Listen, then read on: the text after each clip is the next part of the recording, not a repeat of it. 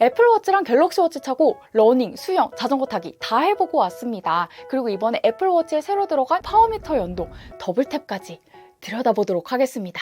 Let's get it! 일상 사용에서는 어떨까요? 먼저 밝기부터 보겠습니다. 두 워치 다 플래시를 최대 밝기로 한번 켜봤습니다. 스펙상 밝기는 2000니트로 동일합니다. 그런데 눈으로 볼 때 애플워치가 좀 더 밝은 것처럼 보여요. 근데 제가 이거 밖에서 많이 써봤거든요? 완전 밝은 대낮에도 시인성에 전혀 문제가 없어요. 그러니까 두 워치 모두 전작 대비 상당히 밝아지면서 밖에서 시인성에 전혀 문제가 없다, 밝기는 충분하다라고 할 수 있을 것 같습니다. 다음으로 반응성을 보겠습니다. 스크롤을 해봤는데요. 차이가 많이 납니다. 갤럭시워치 버벅거리는 거 느껴지시죠? 그리고 내장된 앱, 서드파티 앱을 동시에 실행해봐도 실행되는 데까지 딜레이가 약간 차이가 있습니다. 갤럭시워치가 조금 느려요. 한 손으로 컨트롤하는 기능도 한번 보겠습니다. 애플워치에는 어시스티브 터치라는 이름으로, 갤럭시워치에는 유니버셜 제스처라는 이름으로 있는 기능이죠. 이 한 손으로 움직이는 동작을 얼마나 잘 인식하는지 비교를 해봤는데요. 두 워치 모두 주먹 쥐기와 손가락 탭 등의 동작을 굉장히 잘 인식했습니다. 서울 날씨 어때? 현재 서울특별시의 온도는 섭씨 9도이고요. 날씨는 맑은 상태입니다. 최저 기온은 10도, 최고 기온은 21도에 이르겠어요. 그런데 실행을 시켰을 때 실행되는 속도에 차이가 있네요. 이건 아마도 워치에 들어간 칩 S9 SIP와 엑시노스 W930의 성능 차이, 워치OS와 웨어OS의 최저가 차이 때문일 것으로 보이는데요. 이 S9 SIP가 이번에 또 새로 들어온 애플 실리콘이라 성능이 괜찮은 것 같습니다. 그런데 아무리 찾아봐도 NPU 관련된 정보 말고는 자세한 정보가 없더라고요. 이런 모션 인식을 얼마나 빠르고 정확하게 프로세싱할 수 있는지, 그리고 온디바이스 시리가 된다고 강조를 했어요. Siri requests are now processed on device. 이게 되면은 기존에는 워치에다가 뭐 시리아 이거저거 얘기를 하면은 이 녹음을 핸드폰이나 서버로 가지고 가서 음성 인식을 한 다음에 명령을 처리를 했거든요. 이제는 그게 핸드폰 없이도 인터넷 없이도 워치 안에서 돌아간다는 거예요. 반응도 당연히 엄청 빨라지겠죠. 그런데 10월 중 곧 업데이트라고 하니까요. 업데이트 되면 그 내용 또 가지고 돌아오도록 하겠습니다. 먼저 러닝부터 볼게요. 갤럭시 워치가 뻥튀기가 심하다, 이런 리뷰를 종종 봤었는데 과연 실제로는 얼마나 차이가 났을까요? 제가 10월 10일부터 짧게는 2km부터 길게는 5km까지 총 25km 정도를 뛰어봤는데요. 결과를 보면 거리나 페이스, 심박수 등등 오차는 1% 이내로 차이가 없다고 봐도 무방한 수준이었습니다. 참고로 인터넷 없이, 핸드폰 없이 워치만 가지고 여러 번 운동을 했는데요. 역시나 차이가 없었습니다. 그런데 칼로리는 30에서 60kcal까지 갤럭시 워치가 더 많이 소모된 것으로 나옵니다. 결론은 갤럭시 워치가 소모 칼로리가 더 많게 나오기는 합니다. 한 25% 정도? 그런데 애플워치와 갤럭시 워치 둘 중에 뭐가 더 정확한지는 알 수가 없네요. 러닝머신에서 뛰는 것은 두 워치 모두 보정을 해주셔야 실내 러닝의 정확성이 확보되는데요. 애플워치의 경우 실외 러닝을 20분 이상 하면 알아서 보정을 해줍니다. 그런데 갤럭시 워치의 경우 운동을 마치고 직접 보정을 해줘야 돼요. 보정 전 데이터는 오차가 엄청 많이 나더라고요.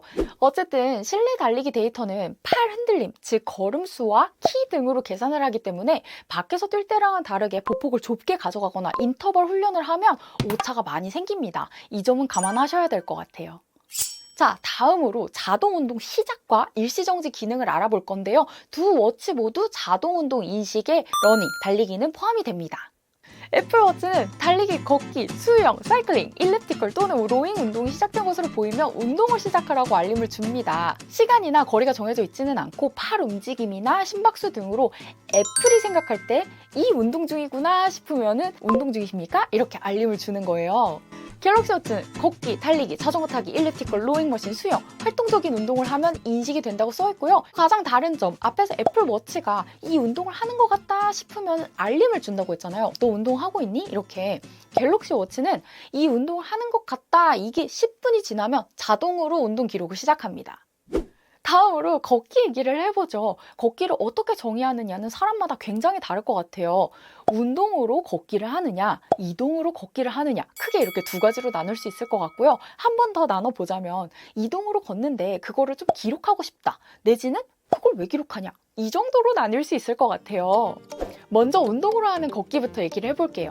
애플워치는 앞에 러닝에서 얘기했듯이 운동 시작 알림을 켜놓으시면 어떤 동작을 계속 반복하면 애플이 생각할 때 이 사람이 이 운동하고 있는 것 같아. 그러면 운동 중이십니까? 이렇게 알림을 줘요. 이때 기록을 안 누르시고 그냥 계속 운동을 하시잖아요. 아무리 운동을 많이 하셔도 기록 안 됩니다. 갤럭시워치는 10분이 지나면 자동 기록을 시작하는데요. 애플워치처럼 항상 물어보게 설정할 수도 있고요. 아니면 자동으로 기록되게 하는데 GPS를 정확하게 사용하게 할지 아니면 대략적으로 사용하게 할지 설정해서 미리 정해놓을 수 있습니다. 자, 이제 멈춰! 자동 일시정지 얘기를 해보도록 하겠습니다. 애플워치는 달리기와 실외 사이클링에만 자동 일시정지를 지원하기 때문에 걷기 중에 잠깐 멈추고 싶으시면 수동으로 일시정지를 누르셔야 합니다. 측면 버튼과 크라운 버튼을 같이 눌러주면 모든 운동 중에 일시정지를 할 수 있는데요. 이게 스크린샷 찍는 디폴트 설정이랑 버튼이 같아서요. 자꾸 멈추시면 나중에 사진첩에서 언제 어떤 시점에 멈췄는지 사진으로 쭉 다 보실 수가 있습니다. 하여간에 이 애플워치는 걷기 중에 자동 일시 정지나 운동 끝내기가 안 되기 때문에 운동을 다 끝내시고 난 다음에 워치에서 운동 종료를 꼭 눌러주셔야 합니다. 갤럭시워치의 경우에는 자동 일시 정지를 켜놓으면 멈추면 7, 8초 정도 뒤에 자동으로 멈추고요. 다시 걷기 시작하면 3, 4초 뒤에 걷기가 다시 기록이 되기 시작합니다. 자동으로 일시 정지를 했는데 그 상태로 15초 뒤에도 움직임이 없다. 그러면은 60초 뒤에 운동을 종료합니다. 이 카운트다운이 뜨고요. 60초가 지나면 운동을 알아서 종료를 해줍니다. 그래서 저처럼 건망증이 있어서 운동 끄는 걸 종종 잊으시는 분들한테 아주 좋습니다. 애플워치를 쓸 때는요, 제가 운동 끄는 걸 깜빡해가지고 몇 시간 있다가 딱 시계 보려고 봤는데 운동이 돌고 있고 이런 경우가 종종 있었거든요.